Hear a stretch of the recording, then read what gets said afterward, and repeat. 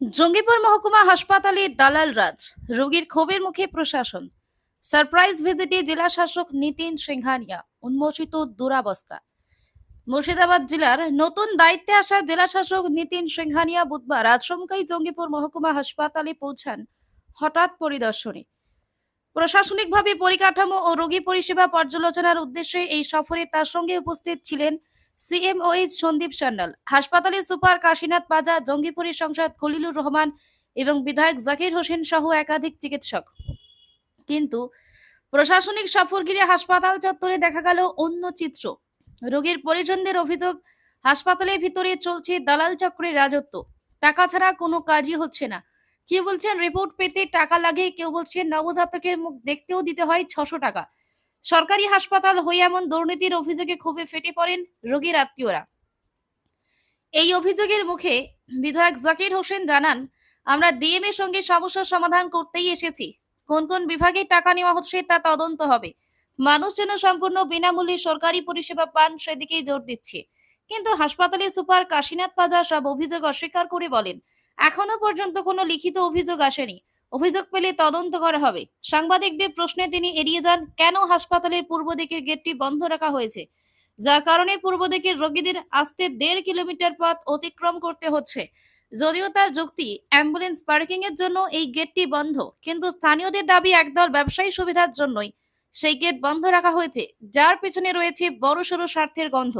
উল্লেখ্য, জঙ্গিপুর মহকুমা হাসপাতালের বেহাল চিত্র নতুন নয়। ব্লাড ব্যাংকে রক্তের ঘাটতি, আউটডোরে দালাল চক্রের দৌরাত্ম্য, বিভিন্ন বিভাগে টাকার বিনিময়ে কাজ, এমনকি নার্সদের অমানবিক ব্যবহার দীর্ঘদিন ধরে জনসাধারণের অভিযোগের কেন্দ্রে এই হাসপাতাল। নতুন জেলা শাসকের সফর সেই অভিযোগগুলোকেই যেন ফের সামনে এনে দিল। এখন প্রশ্ন একটাই, প্রশাসনিক নজরদারির পরও জঙ্গিপুর মহকুমা হাসপাতালের এই দুর্নীতি অবস্থা কতদিন চলবে? কি আজকে পরিদর্শনে এসে কি দেখলেন হসপিটালের পরিকাঠামো? আমি মুর্শিদাবাদ জেলা নতুন জয়েন করেছি এবং জঙ্গিপুর সাব ডিভিশন হসপিটাল এবং সুপার স্পেশালিটি হসপিটাল আজকে ভিজিট করা হচ্ছে।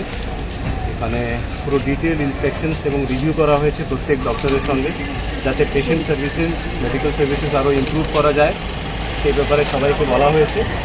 কিছু কিছু আমরা এখানে দেখতে পাচ্ছি কোনো ডক্টরস বা কোনো আমাদের যারা মেডিকেল স্টাফ আছে তাদের গাফিলতি আছে, কিছু কিছু তাদেরকে ওয়ার্নিং দেওয়া হয়েছে, একটা সময় দেওয়া হয়েছে, সেটা না করলে অ্যাকশন নেওয়া হবে তাদের বিরুদ্ধে। বাচ্চা কবে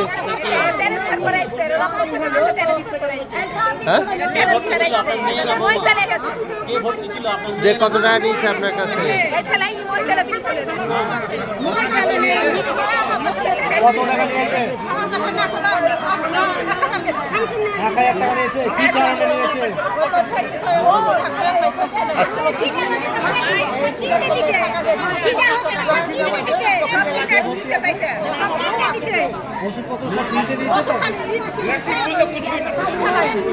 আর টাকা কিসের জন্য? টাকাটা কিসের জন্য নিচ্ছে?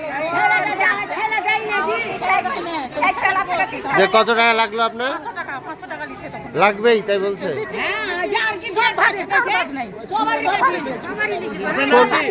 আপনার নাম কি? আমার নাম সেরিনা। বাড়ি কোথায় আপনার? কার কে ভর্তি আছে? আমার বউ আছে। বাড়ি কোথায় বললেন? সৌজনী পাড়া। আচ্ছা, কোন হসপিটাল এটা? কোন হসপিটাল? এই হসপিটালে, জঙ্গিপুর হসপিটালে ভর্তি ছিলাম, যেখানে ঠেলেছে। আপনার নাম? আপনার নাম? আমার বাচ্চা বের করে দিলে 600 টাকা দিলে। ক টাকা? এটা কি বলছে যে 600 টাকা লাগবে? আনোয়ারা লিবে তো এবার না হলে দিয়েছি, আমরা দিবে না। সিজার করলে টাকা দিবে।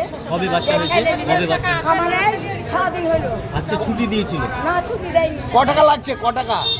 ওরা টাকা নিয়ে 600 টাকা। বাচ্চা হলেই টাকা লাগছে নাকি?